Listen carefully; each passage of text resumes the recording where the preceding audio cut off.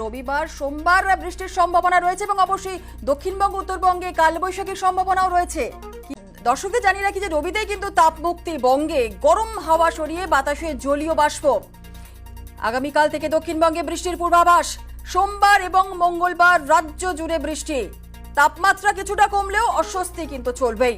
আর পশ্চিমের জেলায় আজও তাপপ্রবাহ। পুরো তাপপ্রবাহে পড়ছে দক্ষিণবঙ্গ। চাঁদি ফাটা গরমের টেকা দায় হয়ে পড়েছে।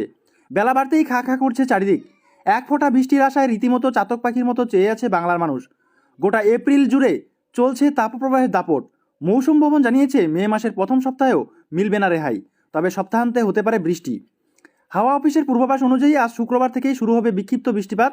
ওই দিন উপকূলীয় এলাকায় বৃষ্টি হওয়ার সম্ভাবনা রয়েছে। শনিবার বৃষ্টি হতে পারে পূর্ব মেদিনীপুর, দক্ষিণ চব্বিশ পরগনা ও উত্তর চব্বিশ পরগনায়। সেই সাথে বৃষ্টি হতে পারে উত্তরের জেলাগুলিতেও। বৃষ্টি হবে রবিবারও, তবে গোটা দক্ষিণবঙ্গ ভিজবে মূলত সোম এবং মঙ্গলবার।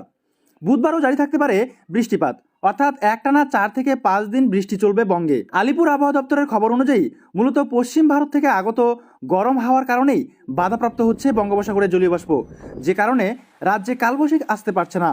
তবে আবহাওয়া আমূল বদল ঘটবে শনিবার থেকে। রাজ্যে ঢুকবে বঙ্গোপসাগরে জলীয় বাষ্পপূর্ণ হাওয়া, তবে তার আগে শনিবার পর্যন্ত কোনো নিস্তার নেই। আপাতত তীব্র তাপপ্রবাহে সতর্কবার্তা রয়েছে পশ্চিম মেদিনীপুর, ঝাড়গ্রাম, পূর্ব ও পশ্চিম বর্ধমান, বীরভূম এবং বাঁকুড়া জেলায়। দক্ষিণবঙ্গের পাশাপাশি হিট ওয়েভের সতর্কতা জারি করেছে উত্তরের জেলাগুলিতেও। মালদহ ও দক্ষিণ দিনাজপুরের কিছু জেলায় জারি থাকবে তাপপ্রবাহের স্পেল। তবে শনিবার থেকে বৃষ্টির সম্ভাবনা রয়েছে দার্জিলিং, কালিম্পং এবং জলপাইগুড়ি জেলাতে। বৃষ্টির পাশাপাশি রয়েছে ঝড়ো হওয়ার পূর্বাভাসও।